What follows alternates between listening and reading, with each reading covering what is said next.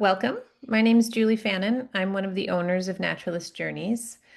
And today we have Tina Greenawalt. Tina is our international operations manager, but she also does a lot of guiding with us. And we have Avijit.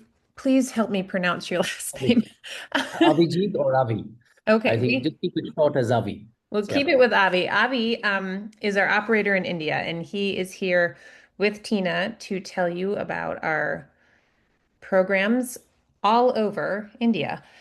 So we have just a few rules about muting, please, while Tina and Avi are presenting. And then the other one is if you have questions for both of them, you can put them in the chat and then we'll go over them at the end of the presentation and I'll read them and Tina and Avi can reply. So without further ado, Tina, Avi, thank you very much. Thank you. Uh, Sharing needs to be turned on.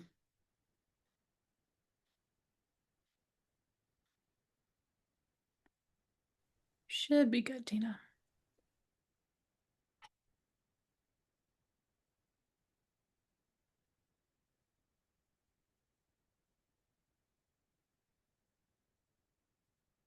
All right, can you see the screen?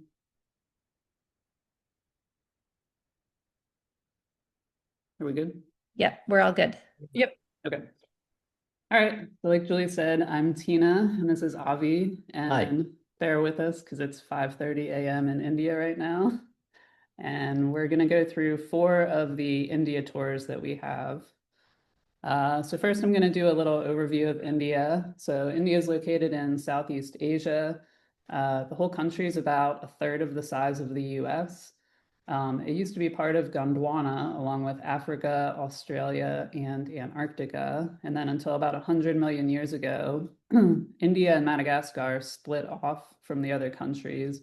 And then about 10 million years after that, India and Madagascar split from each other. And that's the reason that India and Madagascar actually share fossil ties, as well as some ancient botanical lineage. And I wanted to touch on the biodiversity of India. India is one of 17 megadiverse countries. And basically what that means is a megadiverse country has a high rate of species richness and endemism. Endemism just refers to endemic species, which are only located in a certain geographical area.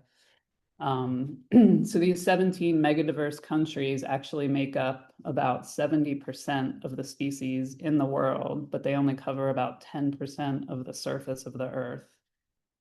And there's so India comprises of 7 to 8% of the species in the world. There's a little over 1,300 bird species, which account for a little over 12% of the global bird diversity. And there's 455 mammal species in India. So basically there's 4 major biodiversity hotspot areas. And if you look on the map, the first big one is the Western Ghats that's located in kind of like the southwest section of India. And our Southern India tour basically explores the Western Ghats area.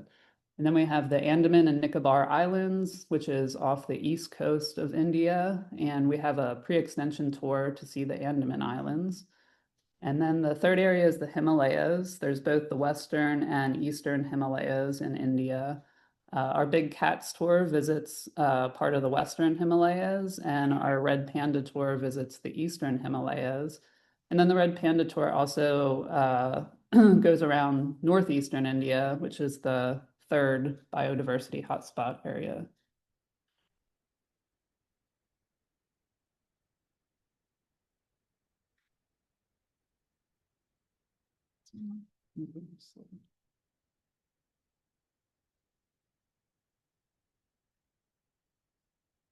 Hang on a second. There's always a few. Okay. Yeah. All right. So I wanted to touch on endemic species in India again. Like I mentioned, these are species only found in a specific geographic region. So India has over 7,000 endemic plants. There's 44 endemic mammals, and almost half of those can be found in the Western Ghats. And you can see on the map there, the map actually shows invertebrates in red as well as vertebrates in green. But you can see that kind of cluster there in the southwest part of the country, which is the Western Ghats. There's 78 endemic birds in India, 4 are in the eastern Himalayas, 28 are found in the Western Ghats, and then there's 25 in both the Andaman and Nicobar Islands, and 1 in the southern Deccan Plateau and central Indian forest. And so now we're going to get into some more of the tour details. So Avi is going to go over some of that. Hi, everyone. So basically, I just wanted to, explain a couple of generic things before we go into the specifics. The first, of course, how do we move around? As you can see on the slide, we have two different kinds of transport modes. For a smaller number of people, maybe about 1 to 3 people, we use these vehicles known as Toyota Crista in India. They may be called with some other name in US. But basically, they are small vehicles with bucket seats and they're comfortable for up to 3 people with the bags in the car. And for a bigger group, say anything between 6, 7, or whatever it is, up to 12 people can be accommodated in the bigger vans, which are comfortable, as you can see, spacious sitting, and also the bags go with us. Of course, the most important thing, what do we eat? We eat most of the times organic, sustainably sourced food. We have really made it a point that everybody can enjoy really good food while they are in India and safe food. So we always sort of pick our lodges carefully where the food is really, really excellent. So that's something that, that's a generic thing across all the tours. So now, sort of coming to the specifics, we start with our Southern India tour, which sort of has a pre-tour, which is the Andaman Islands extension. And Andaman Islands is about 1,200 kilometers from the mainland India. So that's a fantastic place with a 92% forest coverage. That's where we start our journey. And as you can see from the flight, sometimes we get this amazing views on a clear day. And we fly from Bangalore, which is in South India, into Port Blair, which is roughly about 2 hours. So Andaman has a real wide range of forests. There are tropical evergreen forests in the south. There are marshlands. There are moist deciduous forests. So it's an amazing place, and we cover almost all of these areas in the tour in about 4 days, 4 nights actually. We arrive at Port Blair. We start birding straight from the airport because the plume-toed swiftlets are there. And then after that, we head to this beautiful lodge called Big Trees, which is about an hour or so from the airport. But we obviously take more time because we are birding on the way. And then we normally reach there in time to have lunch or a late lunch. As you can see, amazing birding habitats. We have these massive tall trees known as paddocks, Padauk. And we also have stainwood and a few other species. Uh, we start with a place which is known as the Botanical Garden, and then we keep exploring more and more areas with a lot of really, really wonderful birds. On all of our trips so far, we have found this one, ruddy kingfisher, which is absolutely stunning and a beautiful bird. Everyone wants to see it. There's a number of other endemics that we look for, which is the prime reason why we are there. Andaman shama, Andaman bulbul, Andaman tree pie, Andaman wood pigeon, Andaman green pigeon, Andaman teal, Andaman serpent eagle. There's so many of them, but basically we try to have a good time. We try to make sure that we are out early in the morning. We sort of sometimes carry packed breakfast with us and do that early morning birding. Sometimes we do the early morning birding right next to the lodge, take a break, have breakfast at the lodge, and then head out for the rest of the day, coming back for early dinner. And more or less the modality of the days are that you go out in the morning, you come back for lunch, or you have lunch somewhere else, and then you come back in time for an early dinner, finish dinner, and then go out in the evening to look for the owls or nightjars. So moving on to the main tour, we finish the Andaman part, we return to Bangalore, and in Bangalore, we stay in a really nice, comfortable hotel for the first night because, that's very important that everybody is nice and comfortable initially. Also, the people who are not doing the extension, they fly normally a day earlier and they sort of stay at this hotel, which is the Taj, right next to the airport. Comfortable rooms, good food, and, the perfect way to sort of rest and recover after a long flight. So then we start our day one of the main tour, the full days, by driving from Bangalore to Nagarhole. And that's like, about 5 to 6 hours. But on the way, we make a stop to pick up some of the common birds and also a couple of endemics. And we sort of, just keep going. We try to reach there in time so that we can do the afternoon jeep safari. So this is how we explore the park. The Nagarhole is a beautiful park. It's named after a river called Nagarhole, which means coiled like a snake. And the forest is absolutely stunning, dry deciduous, moist deciduous, a little bit of evergreen. We see a lot of species over here from the jeeps. So the jeeps take about 6 to 8 people. And of course, the naturalist or someone who's a photographer might take the front seat. Uh, uh, we just carry on, we make stops, and we see a number of mammals and birds from the jeep itself, as you can see. So, Nagarhole is a very good place to see leopards. We also see the Indian wild dog. In fact, on one of the trips, we started with the Indian wild dogs just as we entered, and they were hunting a spotted deer. So, that's a cool species. It's an endemic species found in India, and it's in its own genus. So, it's a very, very interesting thing to find. Bonnet macaque, this is ubiquitous. We see it throughout our tour, but mostly in the lowlands. That's another endemic. So Nagarhole is good for mammals. Nagarhole is also very good for birds.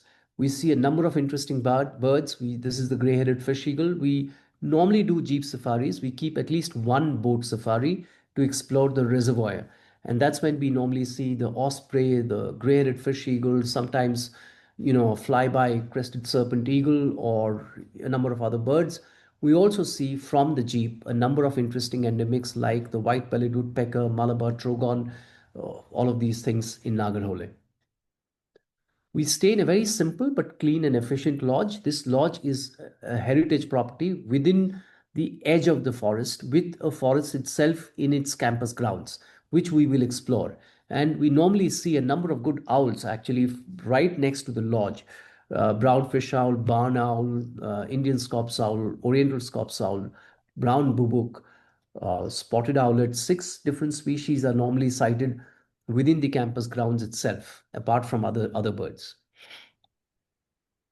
So from Nagarhole, after 2 days of explorations of Nagarhole, we drive a short distance to this beautiful place called Masinagudi. It's kind of, hills, rolling hills with sort of meadows, open meadows and grasslands.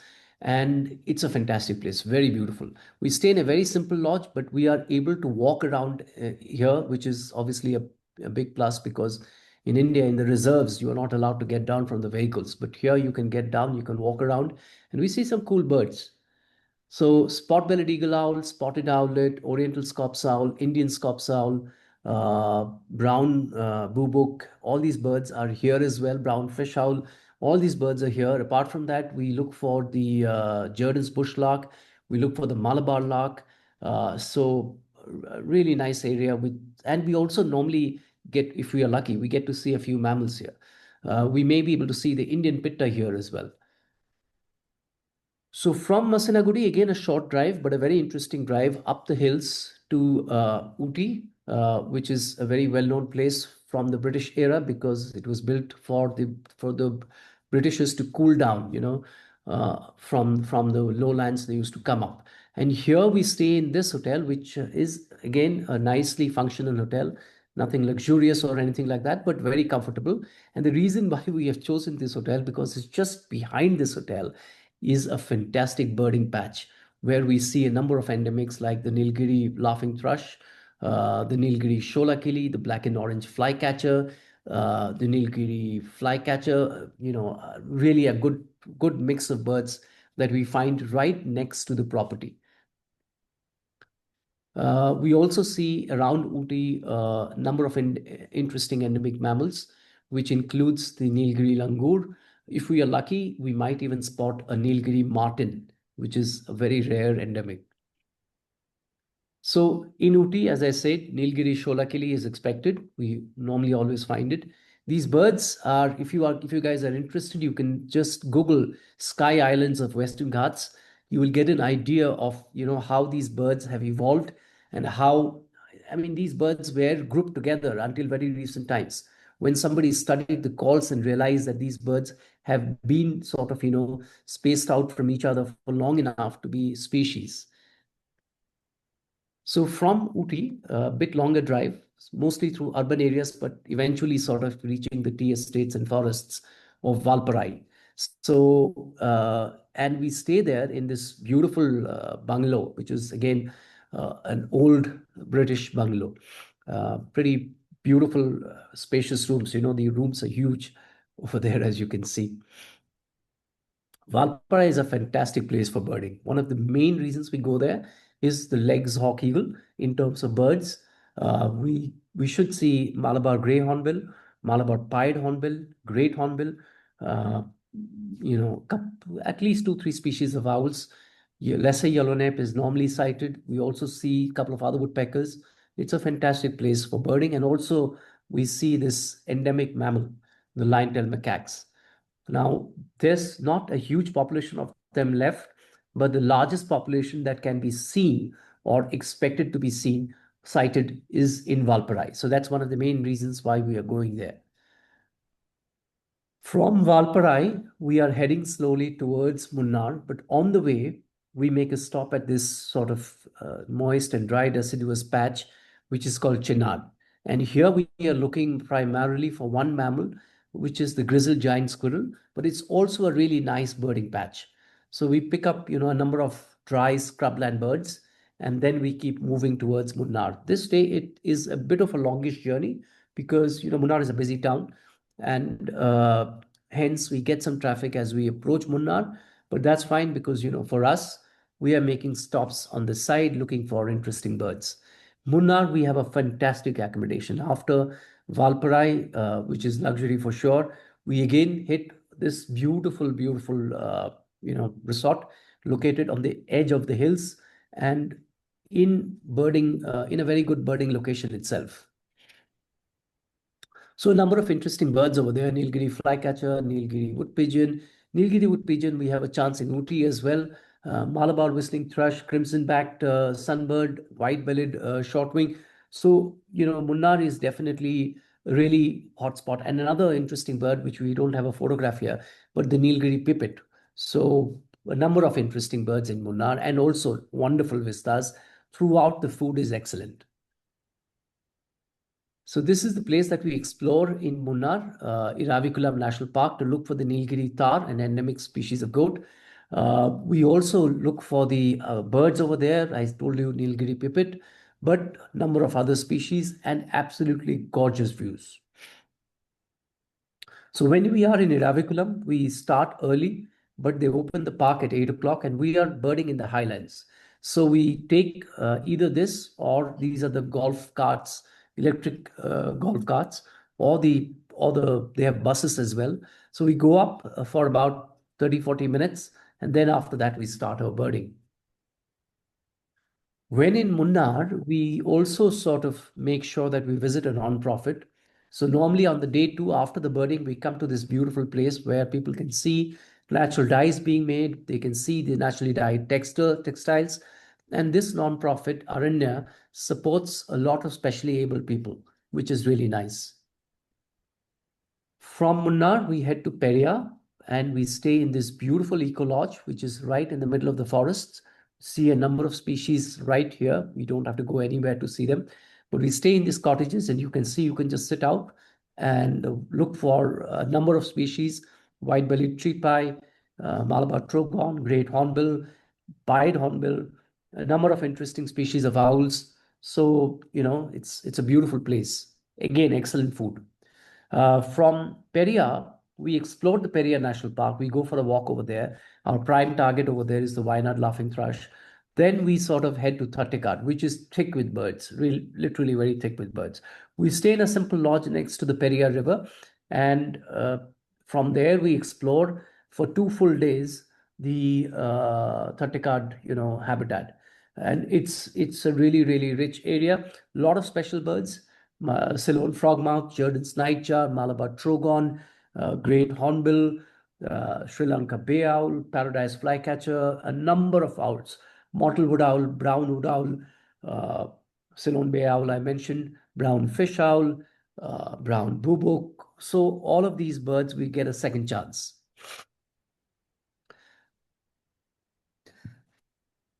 All right, so that's our Southern India tour. Now we're going to move on to the next tour, which is our Birds, Tigers, and the Taj Mahal, which is in January of next year.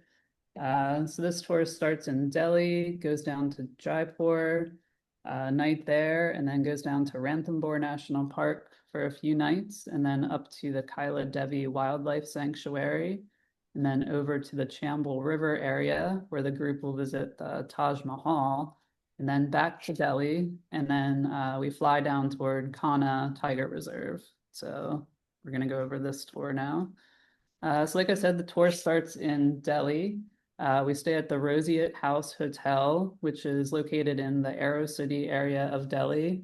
It's a really nice area with lots of hotels and restaurants and shops, and it's really close to the airport. So it's a great place to stay when you first come into Delhi.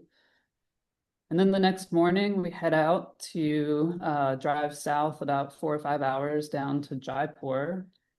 Jaipur is the capital of Rajasthan, which is the state that Jaipur's in. It's also known as the Pink City for its distinctively pink-hued architecture. And we stay at the Ekaki Niwas. Ekaki Niwas in Jaipur. It's a really nice modern boutique hotel located in the city. And that afternoon, we visit the Jalana Leopard Reserve, which is actually located just on the outskirts of the city on the east side there. It's a pretty small reserve, but it's really nice because it's not crowded. It's a lot of local families and stuff that go there, but it's a fantastic place to see leopards. I saw several leopards when I was there. Our group this past January saw a few leopards there as well. The birding there is really good as well. There's been over 250 species recorded there, like these spotted owlets. So it's also a really nice birding area. And then from there, we head down to Ranthambore National Park. So Ranthambore, obviously very famous. Everybody, all of you might have heard about Ranthambore, but it's like one of the prime tiger habitats of the subcontinent and the world. And of course, we are looking for tigers here, but there is a beautiful fort. I mean, the previous slide, you might have got an idea of the habitat over there. So it's kind of a dry scrubland with lakes and a decent patch of forest. So tigers obviously is the main, and this particular tiger that you see now is from the last trip that we did there. So, prime reason to go there, of course, is tigers. So obviously we are not just restricted to tigers because we are going to look for birds. And one of the days we go in the outskirts of Ranthambore, where we get a number of interesting birds, including the great thick-knee short-note eagles. We see the Indian skimmers over there. We see a real nice range of mix of birds, both dry scrubland, forest, and waders, shorebirds. We pick up on a number of interesting species on that afternoon. Ranthambore is not just tigers, mind you. It's also leopard. There's hyenas. There are several other species of mammals. I'm just talking about the carnivores, but it's a fantastic place. There's a marsh crocodile. The lakes are sort of humming with activities. Sometimes tigers are preying on the spotted deer over there. Sometimes the crocs are looking for, spotted deers or sambars over there. And we have these magnificent sambars, which I must talk about because Ranthambore sambars are huge. And of all the ungulate species, definitely the most interesting in this part of India. And then from Ranthambore, we head a few hours north to Kaila Devi Wildlife Sanctuary. And we stay in this really cool lodge, which you can see there on the left. It's an old fort that's located on a hilltop and has pretty amazing views of the valley and lake right from the lodge. This is Ramathra Fort, where we stay.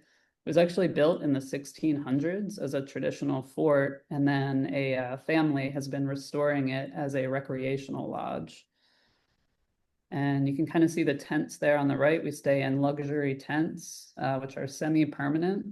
And they have really nice teak furniture inside, nice sitting room, ensuite bathroom. And so while we're there, we do several jeep safaris in these open jeeps. The wildlife sanctuary is actually located really close to the lodge we stay at. There you can see the habitat of the wildlife sanctuary.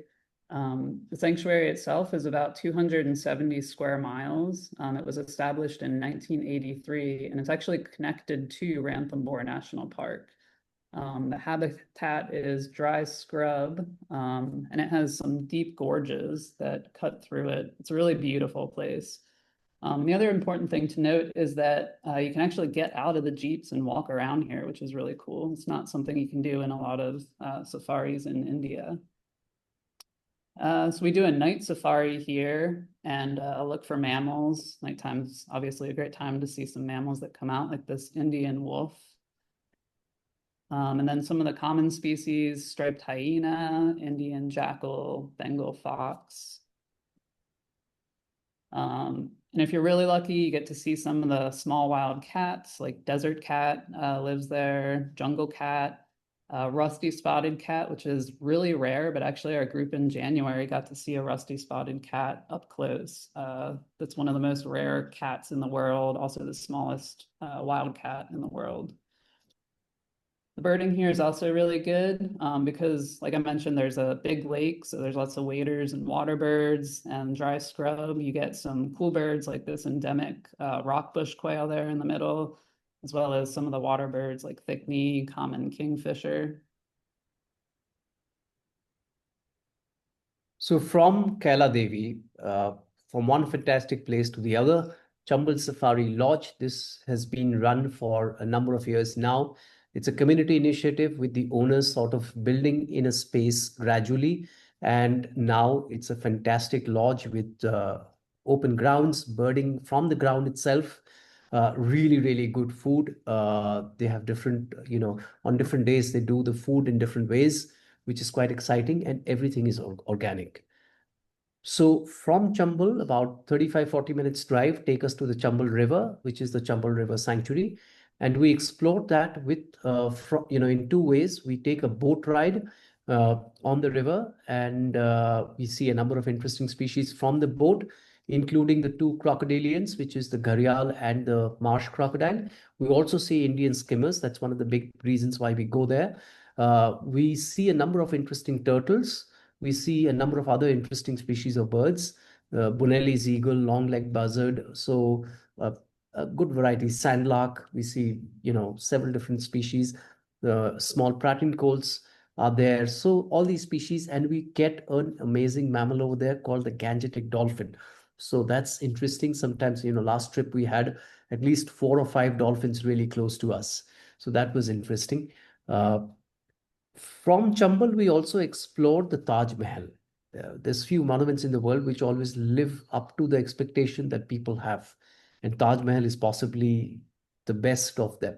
Because whoever has come to Taj Mahal, everybody said one thing, that whatever they have read, whatever photographs they have seen, whatever films they have seen, uh, it sort of outshines that. So we reached there early morning. Normally there's a bit of fog in the morning, so we wait for the fog to dissipate, and then we spend a couple of hours. Also behind the Taj Mahal is the Yamuna River, and we get a number of interesting species of birds over there. So people need to carry their binoculars when they head to the Taj Mahal. So from Agra, we return to Delhi. Taj Mahal is in Agra. So from Agra, we drive back to Delhi, which is just a few hours. And we then take the flight. Next day, we take the flight to Kanha, to the Raipur airport. 4 hours drive, we reach possibly the most beautiful tiger reserve of India. And we stay again in a community initiative lodge, another really beautiful lodge with sort of, ensuite glammed up tents. African style, and located in a spacious ground, which was earlier a plantation, and now they have rewilded it with a reservoir, which has got birds, al fresco dining, obviously, because of that. Uh, Excellent food, wonderful conversations over a bonfire, or sort of, just sitting there exchanging notes with fellow travelers, understanding, how this place came up, and hearing about the journey of Jan and Kate, and raising, homeschooling their children in Kanha Tiger Reserve itself. So beautiful habitat, a gorgeous space to explore.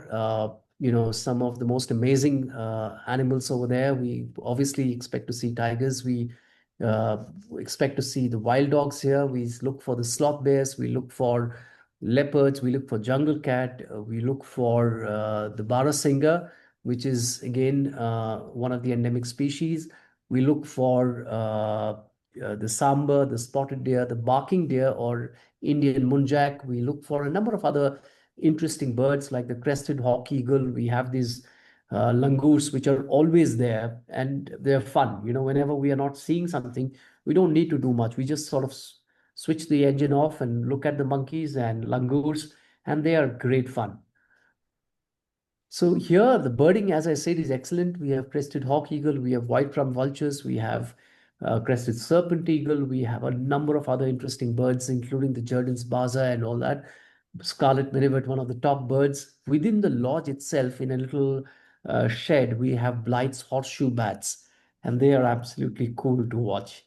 We get the ruddy mongoose, we get the small Indian mongoose. So it's kind of the sloth bear. It's a beautiful place. We go out early in the morning and we do the drives, and then we sort of come back for, we normally do a sort of picnic breakfast on the car bonnet at a designated place. Uh, and then after that, we come back for lunch. Post lunch, we take a short break. People can bird in the camp itself. This black-necked monarch is taken in the camp itself. Then we go out in the afternoon, which is a bit shorter drive compared to the morning, and again look for all the species. Kana is divided in 3 or 4 different zones, and we normally explore at least 2 different zones just to get an idea of what's happening where, and keep our chances open in terms of sighting tigers and other species. So outside of the park, we always try to make sure that we can do at least one walk outside of the park. It's a beautiful trail. You can see this beautiful photograph. We also get a chance to meet 2 of the primitive tribes that cohabit and co-share space with the animals, the Baigas and the Gonds. The Baigas also are, practicing tattoos or marking the body with tattoos is an ancient practice across the world. All of the primitive tribes do it, and Baigas, of course, do that. You can see on the left-hand slide this lady with all these amazing markings, and we explain that to you, like, why do they have tattoos? Because it's not like an urban person having a tattoo. And we also get to go to their houses, which is vernacular architecture, very interesting. Normally, we share a cup of tea or some hot snacks over there and come back. All right, so now we're going to talk about the Big Cats and Breathtaking Birds tour. So this is a very popular tour. It's already sold out for 2027, but we do have dates for March of 2028. This tour also starts in Delhi, then it heads down to the Tadoba Tiger Reserve in central India. And then you spend a few days there on safaris, and then it heads to Western India over to Gujarat, to Blackbuck National Park, and then down to Gir National Park before going back to Delhi for a night. And then you head up to the Himalaya, which is kind of hard to see on the map there, but up to Ulay to look for snow leopards. And then we also have an extension that we'll talk about to eastern Ladakh to Hanle to look for a number of really interesting species. So like I said, the tour starts in Delhi. You stay overnight at the Roseate House Hotel that we talked about earlier. Next morning, you fly to Nagpur in central India and then drive to the Tadoba Tiger Reserve. So the Tadoba Tiger Reserve is about 650 square miles. It's dominated by teak forest. And the main reason you go there is to look for tigers. This is a really big male tiger that one of our groups saw last year. The tiger reserve has about 115 to 120 tigers as of the last tiger census. These are some of the tigers that we saw on our tour last year. And these are pretty much all different tigers that we saw. So good chances of seeing tigers there. And we do open Jeep safaris. Like you can see the Jeeps there. You get fairly close to the tigers, great photograph opportunities. And then when we're not looking at tigers, we also look for a number of other mammals, like this leopard that we had really great views of last year. Sambar are pretty common there. Sloth bear. We saw sloth bear last year, and our group that was just there last month had really good views of sloth bear. And then we also do birding when we're driving around looking for the mammals. A lot of good birds in Tadoba. The iconic Indian peafowl can be found there. There's a really big lake in Tadoba, so a lot of good water birds and wading birds, common kingfisher, Tickle's blue flycatcher. We had great views of right at the lodge, right outside the door of our rooms. So that was really nice. And then from Tadoba, we head to Black Buck National Park. So Velavada grasslands is a fantastic place to look for the black buck because obviously, that's why the park is named with this species. But that's also a place where we look for the striped hyena. We look for a number of other species. We stay in this beautiful lodge. I forgot to mention the lodge. It's a really luxurious lodge with excellent food, really nicely done rooms, and located in a ground where in itself we can look for some a number of birds. Food is really, really good over here. Everybody enjoys that. Also, this is a nice break if somebody wants to take a break one of the afternoons because they have a spa, they have, a lovely library for you to read. So sometimes we sort of, check with people if somebody wants to take a break from safaris because obviously the lodge amenities are fantastic. So birding here or wildlife watching here is again from open jeeps, but in a few places we are also able to get down. So that's interesting. As you can see, we have just got down from the vehicle to look for some of the waders, shorebirds that were there. Uh, the place is great for striped hyenas, jungle cats. That's a hyena den. So we saw cubs last year, 4 cubs playing with the mother from the car. Uh, Jungle cat is another common species that we normally see. These images are from the last year trip, and a large number of birds. So short-eared owl, Siberian stone chat, Soliscus bush chat, greater hoopoo lark. This is also one of the biggest placed for the congregation of the harriers. So Montagu's harrier, pied harrier, all these birds in large numbers are found in the grasslands. If we are lucky, we might even find a white stork, uh, quite a few other raptors, short-toed snake eagle, uh, the crested, I mean, now they're called changeable hawk eagles. So all these birds we normally expect to find in these areas. From there, we drive for about 3, 4 hours. The good thing is that most of our drives are within sort of 3 to 4 hour range in this trip. So we drive for 3 to 4 hours to Gir, which is the last stronghold of the Asiatic lions. And we stay in a really comfortable lodge. Again, the food is really good. Again, the lodge amenities are really good. So uh, if they want to take a break, they can take a break. But normally people don't because the safaris are excellent. The habitat is kind of a dry, deciduous forest with a lot of scrubland. And here, the main thing that we are looking for is the Asiatic lions. So, obviously, we normally cite at least a few, but the sightings have been really good in the last couple of years. And we saw about 3 or 4 males. We saw at least 9 to 10 different females on our last trip. So again, explorations is from the Jeep. We look for ungulates, we look for birds, we look for obviously the carnivores, which is the lion, leopard, and jungle cat. From birding point of view, mottled wood owl, an endemic brown fish owl, spotted owlet, Indian scops owl, brown bubuk. So all these birds are there. And we normally get to see, I mean, bats are normally sighted on the tours in the lowlands in the afternoon in particular. The Indian pipistrelle comes out first, followed by, if we are lucky, sometimes short-nosed fruit bats. But this one is the biggest bat that we have, the Indian flying fox, which we see normally on this trip in Gir. All right, and then from Gir, we head back to Delhi for a night, and then the next morning we fly to Ladakh, which is in the Himalaya. And it's a really amazing flight into the city of Leh, which sits in the middle of the Himalaya. This is the view from the flight last year. You can see just incredible mountain range there. And so we stay in Leh in the city for a couple of days to acclimate to the high elevation. Leh sits at about 10,000 feet. So we take it pretty easy the first couple of days, make sure no one gets altitude sickness. But while we're in Leh, we get a chance to visit the Thikse Monastery, which is a Buddhist monastery that was built in the 1600s. And it's 18 stories tall, and it's full of wall paintings, stupas, statues. It's a really cool place to explore.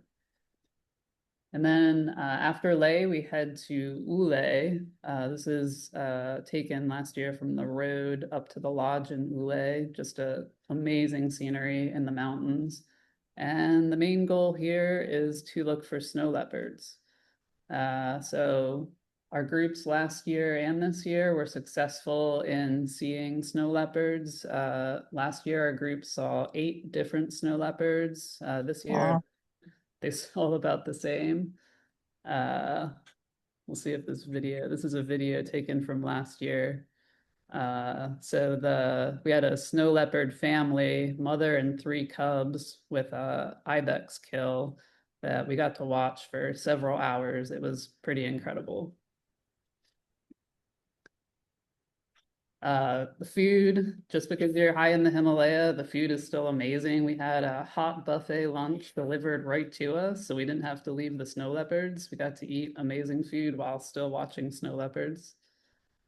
There's also a number of other really good species here. We had great views of Himalayan wolf last year, pretty close to the lodge. Actually, we saw some from the lodge as well. Eurasian lynx we got to see, which is a really rare species. I think, anybody who, I would say that, this is the best place at present to look for Eurasian lynx, because it's a rare species across the world, never really easy to find one. But so far, in our last trip, we had really amazing sightings. This year, it sort of dodged a little bit, but it was sighted just after a couple of days after the group had left. So this is a great place to look for the Eurasian lynx. We see a number of other species. We see a number of endemic species of sheep and goat, and Ladakh Urial is one of them. We look for the blue sheep, which we normally find. We look for the ibex, which we also normally find. So from a point of view of a trip, there is actually a good amount of biodiversity in this region. So after doing the main part of the tour, which is sort of focused on 2 different areas, one is Leh and surrounds, and the other one is Ule, then we sort of move to the eastern Ladakh, which is a Tibetan, very close to the Tibetan plateau. And here we are looking for 5 or 6 different species of mammals and a number of interesting birds. None more important than this amazing Pallas's cat, grumpy, tiny, very funny looking cat, looking for voles and field mice and stuff like that, and they just crawl on the ground, catch a vole, crawl back, sit there, finish the meal. Within seconds they are back looking for another one. So this is kind of a amazing spectacle to put our scopes on. And we do have, we carry at least 1 or 2, sometimes 3 scopes, so that people can share the views. You don't have to wait for someone else to take a turn to sort of, if the group size is bigger, we put on more scopes. So we have enough scopes in the ground so that everyone can, just sit there and enjoy the views. We are looking for a number of interesting birds: Tibetan sandgrouse, Tibetan partridge, Tibetan lark, ground peckers, We are also looking for a number of other interesting mammals, Tibetan wild ass, which is plentiful over there. We are looking for the Tibetan, they're branching out the wolves. Tibetan gray wolf is there. We are looking for the Tibetan gazelle. We are looking for uh, argali, the largest sheep. So a number of interesting species, and also some really cute small ones, some mountain voles, silver mountain voles, Tuliscus mountain vole. Uh, we are looking for some of the pikas over here, which we normally see, Ladakh pika. We also see a couple of other species like the woolly hare, etc. So that's interesting. And normally, well, while we are there, the first blackneck cranes, two or three of them, fly into Ladakh from the eastern Himalayas. So they fly all over the Himalayas and they come to breed in Ladakh. And last two trips, on both occasions, we found these birds as they flew into Ladakh.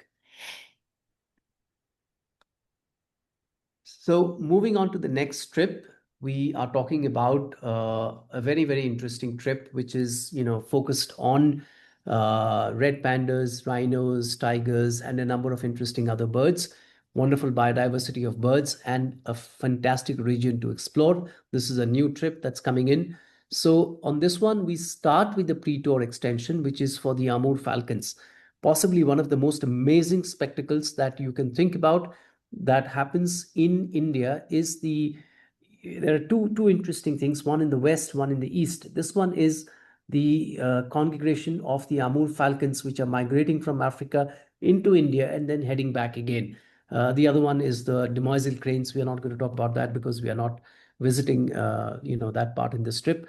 But coming back to this one, so we fly from Calcutta into Dimapur, which is in Nagaland. Might Some of you might have heard about Nagaland in many different ways. It's a very interesting area. And then we drive a few hours into a village called Konoma, which is a conservation initiative. People were hunting earlier there. Now they have stopped hunting and they have sort of tried to show the birds that they used to hunt earlier. So it's always nice to encourage them more and more. Same story with the Amur falcons. The Amur falcons were being hunted, persecuted, and now they are being sort of saved. So a very interesting conservation story over there. So here we have a number of interesting birds. We have the Blythe Strogopan, if you are lucky, speckled wood pigeon, crested finchbill, crimson-breasted woodpecker. All these birds are there. In this area, we have a really wide spectrum of birds, and we look for two, three specialities. One of that is the Naga wren babbler. The other one is the spot-breasted parrotbill. We also have the spot-breasted laughing thrush. We have a number of species which are rail skulkers. So sometimes it will take time. We have to play the tapes, wait, but that's always part of birding. And then we head back to Dimapur. From there, we go about an hour to see this absolutely amazing spectacle of all these thousands and thousands of Amur falcons, which are sort of, flocking in together. The trees are covered with Amur falcons, and hence, as a result of that, sometimes other mammals come to prey on them. So we go there, we keep an afternoon, we keep another day to make sure that we can see this as much as we would, as much as we can. Accommodations are all quite comfortable ones, simple, because this is a remote part of the world, but ensuite rooms, comfortable and excellent food. So coming back to the main tour now, we finish this from at Dimapur and then we drive to Kaziranga, where we start the main tour. People who are joining for the main tour only, they fly into Calcutta overnight for a day. We always encourage people to come at least a day earlier because that allows you to explore the city, do a few things within the city, do some birding in the city itself, and then fly to Guwahati or Jorhat and drive into Kaziranga. So Kaziranga is a fantastic habitat. And we stay in this really nice, comfortable lodge, which has got ensuite facilities, a little deck to sit, because you normally like to come back, put things out and just sit there with your book or, your laptop or whatever and go through the photographs, etc. So Kaziranga is the place where we try for the big five of India. We can say that We look for the elephants, which we definitely would see. We look for the wild water buffalo. We look for the one-horned rhinoceros. We look for the gaur. We look for the tiger, of course. Uh, so those are the big fives that we call them big five, and I'm sure that they are big five. We also see a number of interesting birds. We will look for one of the rare birds in this area, which is, obviously the great hornbill we expect to see. We see a number of other interesting species. We also look for the greater adjutants. Some of you might be knowing the story of greater adjutant. Uh, they're severely endangered now, but in Guwahati and in Kaziranga as well, we expect to find them. Number of other interesting species of birds. We have falcated duck. We may have a chance of Baikal teal. We may even be very, very lucky to find a few other rarities over there, because the birding is excellent. We get the gray-headed fish eagle, we get the Pallas's fish eagle, we get the owls over there, including the spot-bellied eagle owl, brown fish owl, dusky eagle owl. So all these birds are there. It really is a very rich place. We get the hawk badger. We sometimes get the smooth-coated otters. We have a number of species of turtles. So those of you who love reptiles, king cobra is there, Burmese rock python is there. So many interesting things to see, and butterflies, amazing butterflies over there. So from there, we come back to Guwahati, because we give ourselves a chance to look at the greater adjutant stocks in case we don't find them in Kaziranga. There's a little interesting area in Guwahati where we look for them. After that, we take a flight to Bagdogra, and then we head towards the Nepal side of Singalila. So Singalila you just saw the mountains. It's on a ridge. One side is Sikkim, one side is India, other side is Nepal. Our explorations will be on the Nepal side. It's very important that you get your Nepal visa, you get your India visa, and those need to be multiple entries. So don't forget that. From there, we see the spectacle of the sleeping Buddha, Kanchenjunga, also the Mount Everest. So you can see the sleeping Buddha, which starts with the nose. You can see the face, yeah? And then further to the left of it, you have to go a fair amount left to it, will be a little peak, which is the Everest. Of course, the main reason we go there is to look for red pandas, possibly one of the most beautiful creatures that anyone can ever see in the wild. We should see a number of red pandas. We have always sighted them on the trips. Beautiful forest, and these animals are so cute. They just feed on the bamboo and the grass and all that, and half the time they fall asleep just after the food. So while we are watching them, they're just curled up waiting over there for their next feed. We also expect to see the Bhutan giant gliding squirrel and a number of other species, yellow-throated martins. We expect to see, the goral. We expect to see a few other interesting species. We may even be lucky to see a cat over there, because there's the clouded leopard, the golden cat, the leopard cat. All these cats are there, and it's obviously not easy to find them, but we can very easily, just a bit of luck, and we might find one of them. Excellent birding, parrotbills, black-throated parrotbill, brown parrotbill, so many different species of birds, fire-tailed myzornis, green-tailed sunbird, fire-tailed sunbird, Mrs. Gould sunbird, all these species, number of species of owls. We might be able to see the Himalayan owl as well, if we are lucky. So an excellent space. And in November, the rhodos are not in bloom, but still a very good area to explore. We do that after exploring Singalila. We take you to the tea gardens, where a luxury estate is there, and we relax for an afternoon. Next morning, we go out birding again, and we try to look for these amazing rufous-necked hornbills. Along with that, a number of other species.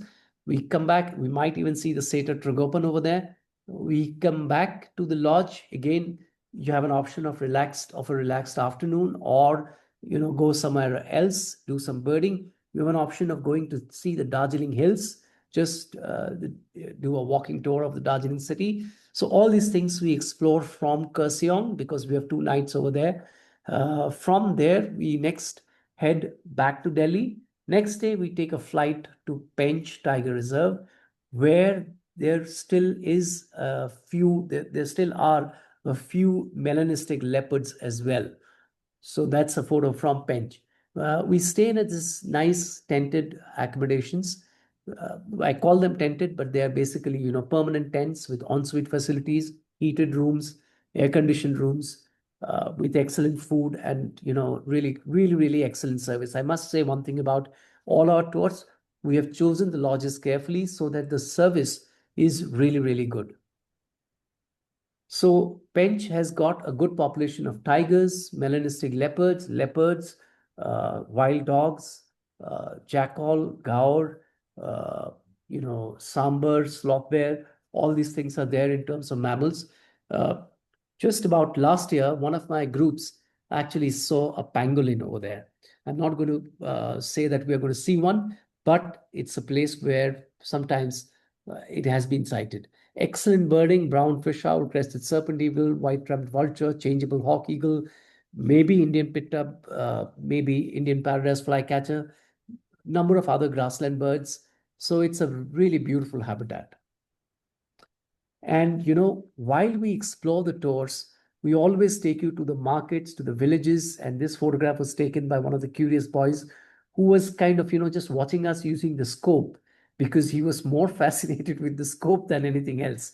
So it's always a pleasure to show the kids, what we are doing. And hence I chose this photograph to say thank you to all of you who have joined us.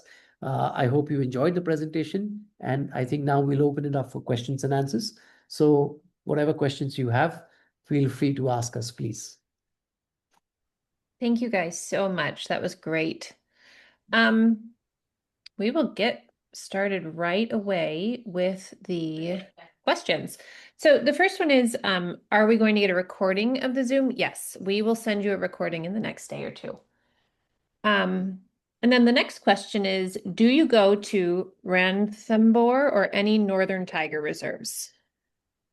So yes, on the January tour, which is Birds, Tiger, and Taj Mahal, we are covering Ranthambore. Okay, the next question is about food. Is it possible to have any non-spicy food as an option? Yes, almost all the food that you have is non-spicy. Rarely do you get a chance to, try spicy food because you have to ask for it because the food is made for everyone. So it's non-spicy. If you would like to have your food spicy, they spice it up very easily. And green chilies are available all the time. So those who like their spice, they just, ask for a couple of green chilies. That's it. One bite solves the problem. But non-spicy food, absolutely yes. Okay, the next question is, what are the average temperatures? And maybe we can talk about that by trip or by region. So the South India Western Ghats trip, comfortable, not really cold. Cool mornings in Munnar, in Ooty, in Valparai. Cool afternoons as well. The rest of the places can be a little bit sort of, humid at times, but normally in November, it's quite pleasant. Of course, if you are birding out in the midday looking for raptors or something like that, it gets hot. But normally we don't have to do that. Most of the birding is early morning and then followed by the afternoon through evening in South India. Evenings are generally cool. Occasionally, we do get a shower. So we definitely ask people to keep their rainproofs in this trip. Moving on to the next one, which will be the birds, tigers, and Taj Mahal. Again, really nice, cool mornings. In Ranthambore, it can be a bit cold at that time. So you have to sort of be ready for that. The interesting thing about all these stores is that you must dress in layers because it's not really going to be universally similar sort of, temperatures because we are in different biozones. So obviously the temperature is going to move, is going to change. Normally, early mornings on all the tours are cool or cold, depending on where you are. And by the daytime, things have sort of warmed up enough that you don't need too many layers. Big cats, of course, we go to the Himalayas, so it's freezing cold over there. So you have to have really sort of warm layers on you, hats, gloves, etc. But these days, hand warmers are easily available, toe warmers are easily available. So that takes care of that problem. But in the other parts, say for example, Tadoba, it's actually hot in the daytime. I hear it. And early morning can You be, can wait a minute or two. yeah.